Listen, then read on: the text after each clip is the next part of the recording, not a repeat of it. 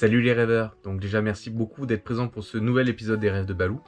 Alors il ne portera pas de numéro parce que tout simplement c'est mon premier partenaire. En effet, EFESA, donc dirigé par Cyril Rouxel, a accepté donc de m'aider dans les aventures des rêves de Balou et grâce à lui je vais pouvoir même en créer de nouvelles. Donc je vous propose de découvrir directement son épisode.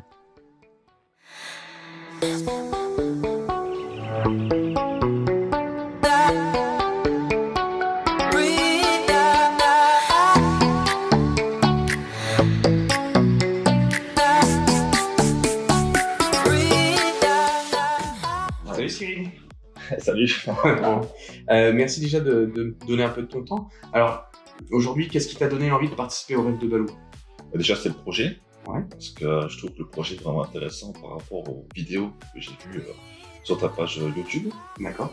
Et puis ça m'a donné envie de participer. Et puis c'est vrai que de pouvoir présenter en même temps la société FSA que je viens de récupérer du coup en gérance depuis un an. Donc Tout à fait. c'est toujours intéressant de pouvoir se présenter aussi, de présenter les produits et puis voilà, participer un peu à l'aventure. Alors déjà, qu'est-ce qui t'a donné l'envie de rentrer dans le milieu de la moto? D'où vient la passion? Alors déjà la passion, elle est venue un peu par hasard. Parce que j'habitais en centre-ville. Et c'est vrai que je n'avais pas vraiment besoin de voiture ou de moto.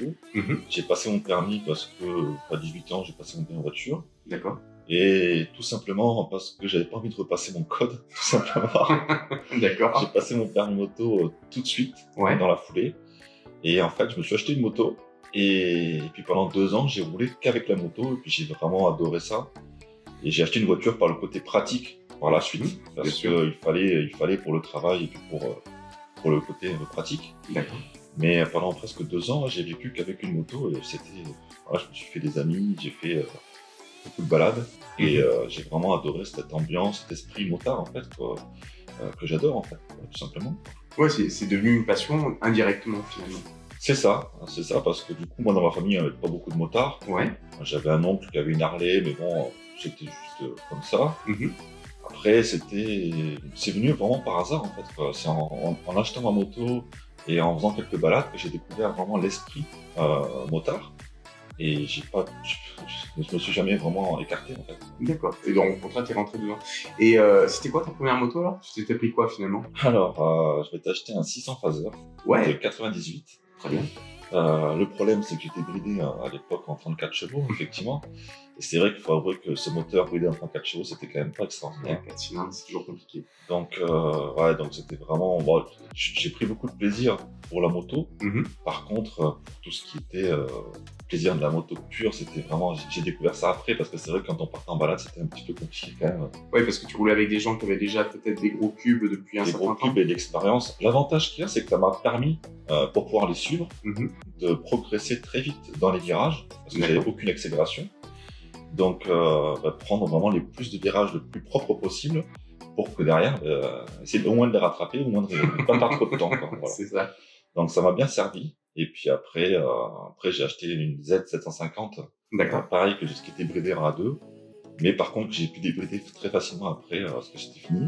Et là, j'ai redécouvert un autre côté de la moto qui était beaucoup plus fun et beaucoup plus intéressant. Partir beaucoup plus loin aussi parce que c'est vrai que le permis A2, quand on venait brider, on est un peu limité. Puis voilà, on découvrir d'autres paysages et puis d'autres personnes aussi. D'accord. Donc justement, tu disais que tu as eu donc, une Z750, c'est ça? C'est ça, une Z750. Et c'était une quelle année que tu avais cette fois-ci? 2004. Ouais. Donc après, à partir de là, j'en ai eu une trentaine de motos. Alors il y en a peut-être une dans ces 30 qui t'a plus marqué que les autres? Alors oui, c'est vrai que j'en ai une encore maintenant, mais j'avais eu une Benelli, une 899S il y a quelques années. Et c'est vrai que j'avoue que j'avais vraiment adoré ce côté très exclusif de la moto, ce moteur un peu démoniaque. D'ailleurs, TNT, ça porte bien son nom. Et c'est vrai que quand j'allais en concession, je voyais la 1130 exposée, elle m'a toujours fait rêver. Et là, j'ai pu me l'acheter il y a quelques temps, et c'est une moto. Je sais pas comment l'exprimer en fait, c'est une moto de caractère qui, quand on monte dessus, on a une position plus naturelle, pas trop sportive, pas trop routière, mais à la fois, et elle a un moteur explosif, quoi. Donc c'est vrai qu'on peut se permettre de rouler tous les jours avec. Moi, c'est ma moto de tous les jours, mais ça ne va pas empêcher de faire du rallye routier avec, de faire de la piste avec, de partir en road trip avec. Et une fois qu'elle est bien réglée, parce qu'il a fallu changer la cartographie, Bien sûr. par rapport à ce que quand je l'ai acheté, elle était mal réglée. Et là maintenant, on peut vraiment faire tout ce qu'on veut avec. C'est une moto un peu polyvalente pour moi parce que j'avais eu une sportive avant. Il faut avouer que sur piste, c'est beaucoup plus efficace que la TNT, il n'y a pas à dire. Mais quand tu prenais pour aller au travail ou pour aller me balader, c'est beaucoup plus exclusif, les poignées cassées, beaucoup moins confortable. Donc pour ça, la Benelli est pour moi une des motos parfaites, quoi. Ce qu'on retrouve un peu dans quelques nouveaux roadsters un peu avec beaucoup de puissance. Et les motos italiennes, forcément, c'est vrai qu'avec les Ducati, les Street Fighter, un peu dans cet esprit-là. Ouais, il y a une question aussi de plaisir esthétique. C'est des motos quand même exclusives, comme tu le dis, en termes de conduite. Mais à côté de ça, quand tu regardes une moto italienne, c'est rare qu'on puisse lui reprocher son style. C'est ça. Celle que j'ai, les 2004, en tout cas. D'accord. Elle a 17 ans, quand même, mine de rien. Combien de kilomètres? Elle a 14 000. Ah putain, elle est neuve. C'est ça, je l'avais acheté à 9 000 km il y a quelques temps. Enfin, j'ai fait beaucoup d'échanges en fait dans le monde de la moto, ce qui me permettait d'avoir beaucoup de motos en changeant que la carte grise. En gros, il y avait 200 € de carte grise et puis on repartait d'une moto en fait différente, quoi. Et ça, je l'ai fait beaucoup et ça m'a permis d'avoir beaucoup de motos. C'est vrai que cette moto-là, du coup, je l'ai changée contre ma dernière, du coup, la ZX-10R de Kawasaki. Waouh, ouais, t'étais sur un gros moto. Ouais, c'est ça. La différence là, c'est que c'est une moto qui avait 8000 km. Et je recherchais du coup une moto beaucoup plus facile. Et quand j'ai trouvé cette Benelli, du coup, ça m'a rappelé un peu les bons souvenirs et ça s'est échangé comme ça très facilement. Et puis voilà, donc du coup, maintenant, je roule en Benelli. Et j'en suis très content en tout cas. Alors aujourd'hui, il nous la présente pas, normalement elle devait être présente, malheureusement elle est en cours de cure. C'est ça, sur petite jeunesse. Une petite jeunesse. Je sais que tu as fait quand même pas mal, on va dire, de catégories de moto, tu peux nous en parler un petit peu? Alors oui, c'est vrai que moi j'aime la moto en général en fait. Donc c'est vrai que j'ai touché un petit peu à tout, le cross, l'enduro, un petit peu de quad, et surtout ce qui me plaît le plus là, c'est vraiment la piste. L'ambiance en fait du paddock me plaît beaucoup, et rouler sur circuit, découvrir des nouveaux circuits, c'est une ambiance que j'aime beaucoup en fait, quoi. Voilà. L'enduro aussi, parce que c'est un esprit côté un peu liberté, on peut aller un peu où on veut, et c'est vrai que ce côté enduro, j'en ai fait pendant presque 7 ans, presque tous les dimanches matins. Et on a fait quand même des gros road trips du coup jusqu'à Clermont-Ferrand, jusqu'à les allers-retours. En chemin, on avait trouvé des traces. Et c'est vrai que c'est quand même quelque chose, quoi. Voilà, l'enduro et la piste, ça fait quand même des sacrés souvenirs en tout cas. Ce qui est amusant, c'est de se dire très souvent, c'est vrai que les deux sont intéressants. Quand tu prends les meilleurs pilotes du monde aujourd'hui, ils s'entraînent aussi bien sur terre que sur finalement piste. Mais c'est vrai que c'est rare de trouver des motards qui font un peu des deux complètement aujourd'hui. C'est important, je pense, de pouvoir toucher un petit peu à tout. Parce que ne serait-ce que si un jour on fait une sortie de route avec sa moto, on sait à peu près, même si c'est pas la même moto, le même pneu, comment la moto va réagir quand elle va arriver sur du gravillon, sur du sable, n'importe quoi. C'est chose qu'on connaît très bien en enduro. Et c'est vrai que on dit pas qu'on va pas tomber, mais on sait à peu près comment la moto va réagir à peu près. Bien sûr, ça va te créer en fait une relation à la moto plus efficace. Voilà, et ça peut être un peu plus sécuritaire en tout cas sur la route. Alors ça, je vous confirme qu'en effet, le peu d'expérience, j'en ai très peu sur terre aujourd'hui que je fais avec ma GSA, ça m'a appris à provoquer la glisse. Parce qu'en fait, c'est vrai que sur le chemin, tu apprends à glisser, et sur route, ça m'est arrivé maintenant 2-3 fois de glisser sur du gras. Ça m'a pas inquiété autant que ça aurait pu m'inquiéter à une époque où j'aurais peut-être mal réagi, à lâcher l'accélération. Surtout prendre le frein avant. Voilà. Ça c'est ce qu'on apprend vraiment en enduro et en cross, parce que c'est vrai que le moindre frein avant sur des terrains un petit peu difficiles, bien sûr. Et là c'est la chute assurée, quoi. Donc c'est vrai que comprendre ça déjà en enduro et l'appliquer du coup sur route, ça permet d'éviter au moins la chute ou au moins limiter la casse, quoi. Bien sûr. Donc ça c'est un très bon conseil à prendre, surtout, ça c'est sûr. Tu étais déjà du milieu de la moto quand tu as repris cette société? Alors non, pas du tout. Moi j'étais plutôt dans l'électricité avant. D'accord. J'avais un BTS électronique et j'ai refait un BTS électrotechnique derrière pour compléter ma formation. D'accord. Et puis en fait, par hasard, je suis rentré chez FSA. Donc, le monde de la moto, quoi. Et FSA, ça veut dire quoi? Alors, ça veut dire Freddy Speedo et Accessories. D'accord. On est spécialisé dans la protection et la bagagerie de la moto. On ne fait que ça. Ok. Très exclusif, en fait. On est très spécialisé là-dedans. D'accord, ouais. Donc, du coup... Et cette marque, c'est Epco et Becker, c'est ça? Epco et Becker. Donc, en fait, Epco Becker, on est l'importateur pour la France, Ouais. exclusif. Donc, c'est la plus grosse marque de bagagerie et protection au monde, actuellement. D'accord. Donc, à l'époque, elle s'appelait Krauser. Ok. Elle est née en 75 à peu près. Ah oui, quand même, ça existe depuis très longtemps. C'est ça. C'était l'équipementier officiel BMW à l'époque, les motos Guzzi. Il y a eu quelques motos aussi équipées chez KTM avec des balises qu'on appelait Gobi, floquées KTM, mais c'était des Epco Becker. D'accord. Donc, pour faire simple, voilà, le nom a changé dans les années 2000. C'est devenu Epco Becker. C'était pourquoi? C'est un nouvel achat? C'était Non, une pas du évolution? tout. C'était une évolution. Ok. Voilà, parce qu'ils voulaient donner un petit coup de jeune à la marque. C'est vrai que Krauser, ça peut faire un peu... Voilà. Ouais. Ils ont voulu trouver un nouveau logo un peu sympa, donc le rhinocéros, Ouais. pour la côté un peu robustesse, D'accord. et le nom qui a changé un tout petit peu, une charte graphique un peu plus moderne, Mhm. et puis voilà, donc du coup nous on a la chance de pouvoir avoir cette marque en importation exclusive pour la France, et on est très contents là-dessus. Donc quand tu veux l'acheter, tu fais comment? Tu sais, commande internet uniquement? On se déplace en magasin? Comment ça se passe? Alors déjà effectivement il y a notre site internet qui D'accord. marche très bien. Ouais.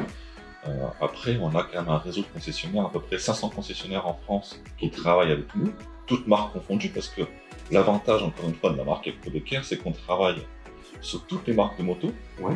des années 75 à nos jours. C'est-à-dire qu'on peut trouver des pièces de motos qui datent des années 80? C'est ça. Là, il y a encore pas Ah longtemps, on a équipé une R80 de 76, je crois. Waouh. Et une fois qu'on a un support Epco Becker, on monte toute la bagagerie Epco Becker dessus. D'accord. Même les nouveaux qui viennent de sortir, la X6 par exemple. Le système est universel en fait. On a un support top case ou un support valise, on n'a pas besoin de rajouter un module. Ok. Et tout ça s'adapte automatiquement. Le système n'a jamais évolué là-dessus. Donc en fait, c'est juste le module qui s'intègre à la moto qui change. C'est ça. La platine, on va dire. C'est On va, pas partir, réellement une platine. on va partir d'un support plutôt. D'accord. Parce que nous, on n'a pas de platine intermédiaire justement. Ok. Ça se met directement dessus et on Ok. verrouille à clé. C'est vraiment génial.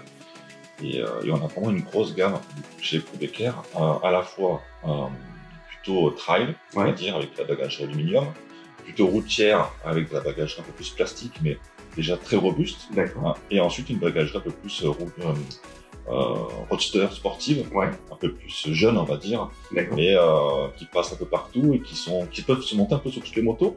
Mais c'est vrai qu'on les retrouve plutôt sur des sportifs ou sur des roadsters. Ok. Et on a aussi toute une gamme cuir Ouais. qui est très custom. Et là, on a une très grosse clientèle effectivement là-dessus, parce que le mode du custom revient aussi beaucoup à la mode. Tout à fait.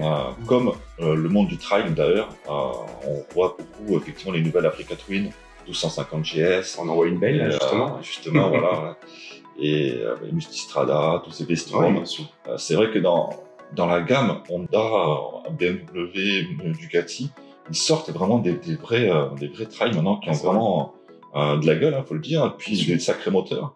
Et parce que il y a une forte demande. On a envie d'aventure. De plus en plus, je pense. De plus en plus. Il faut avouer que moi, j'étais pas du tout trail.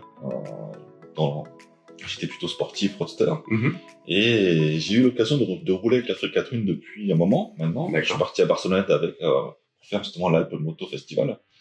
Et j'avoue que j'apprécie beaucoup maintenant le côté position de conduite. C'est ça qui est confortable. On est haut sur route. Les moteurs sont quand même assez puissants pour rouler. Et on peut, mine de rien, on peut charger, quoi. Là, on est parti du coup plusieurs jours. On a les valises, le top case. C'est quand même pratique. Faut avouer que c'est très agréable de partir avec ça. Déjà, c'est génial parce que vraiment, tu m'as permis de mieux comprendre ce que tu proposais comme type de produit. Par contre, il y a juste une chose, c'est à la base, on aurait dû le faire en extérieur, comme d'habitude, ça. hein, vous le savez. Tu veux toujours pas me dire où tu voulais m'emmener alors? Eh ben non. D'accord, bon, ben, c'est sympa. Tu m'avais dit qu'on irait peut-être avec une autre moto que l'Africa Twin. T'as une C'est idée ça. maintenant? Peut-être. Ah, ok. Bon, bah, ok. Bon, ça non plus, vous le saurez pas non plus. Dans le prochain épisode. Dans le prochain épisode. Très bien. Je t'amènerai, tu verras. C'est vrai? T'es sûr, hein? Bon. Donc, vous comprendrez que forcément, le confinement oblige, on n'a pas pu le faire en extérieur, comme je vous disais tout à l'heure. Donc, il va m'emmener quelque part, on verra bien. Logiquement, avec une autre moto que l'Africa Twin, vous verrez bien aussi. Donc, ça sera une vidéo que drone cette fois-ci, du moins drone GoPro, bien sûr. Mais on n'aura pas d'interview sur cette vidéo, ce ne sera vraiment que du visuel et peut-être de la voix off si on se débrouille pas tout. On verra bien. Voilà. Merci encore en tout cas à toi, Cyril. Et merci en tout cas d'être venu. Pass the bottle and the fifth, man, bottle and the fifth. Cause I'm feeling like the shit, man, feeling like the shit. Yeah, her body's like a gift, man, body's like a gift. Cause she's looking hella fit, man, looking hella fit. And I can't always commit, man, can't always commit. Pull the trigger on this shit, man, trigger on this shit. Cause I feel I haven't lived, man, feel I haven't lived. Till I got nothing to miss, man, got nothing to miss.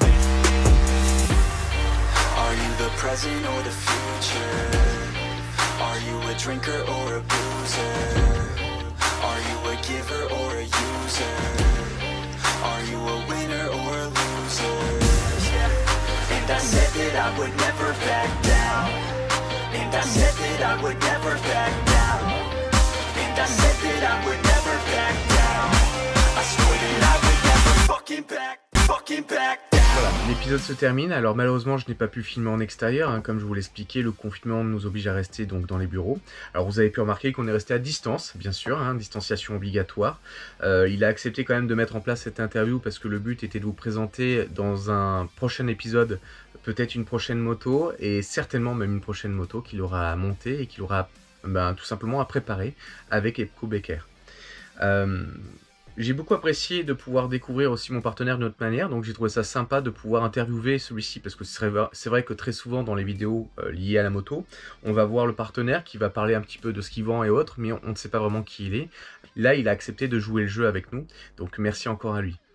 Alors, on ne l'oublie pas, hein, le but c'est de partager cette vidéo, j'ai vraiment besoin de ça s'il vous plaît. Aujourd'hui je remarque que j'ai des gens qui me mettent des super commentaires, donc déjà merci à tous ceux qui font l'effort de le faire. Je remarque qu'il y a pas mal de gens qui likent mes vidéos autres, mais le partage pour l'instant n'est pas suffisamment important, alors peut-être parce que la vidéo ne vous plaît pas, donc ça c'est une possibilité, et dans ce cas là j'ai rien à dire. Mais si elle vous plaît, parce que en l'occurrence c'est certainement ce qui est le cas dans une partie des personnes qui me suivent, merci de la partager sur votre communauté, ça va vous prendre 10 secondes, mais ça peut vraiment changer tout pour moi. Alors, moi ce que je vous propose, c'est que le prochain épisode sera un épisode complet des rêves de Balou classique, donc c'est l'épisode 6, où vous aurez une invitée. Alors je vous donne juste un prénom, Caroline, une jolie jeune femme que vous aurez le plaisir de découvrir dans le prochain épisode. Et donc on ira du côté de... comment ça s'appelle déjà? Roquebrun, c'est ça. Alors je vous souhaite une excellente soirée et merci encore de votre écoute. Et on n'oublie pas, hein, un motard, un lieu, une histoire. Bonne soirée.